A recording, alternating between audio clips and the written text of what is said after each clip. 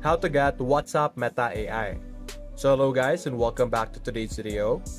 So what we're going to do is we're first going to open a conversation that we want to use Meta AI with. Over here, we have a GC over here. So what you're going to do is you're going to click on the message and you're simply going to do at Meta AI. Now, Meta AI is not available for everyone and not available for all countries. As you can see, for me, it is not currently available for my version, whether it's my phone or my country.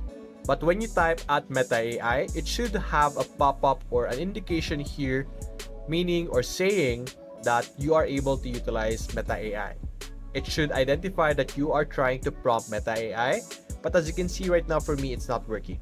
But for you guys, if it's available in your country, if it's available for your mobile phone and your WhatsApp version, you should be able to access Meta AI through this method. So that's basically it guys. If you enjoyed this video, leave a like and subscribe. Thanks for watching.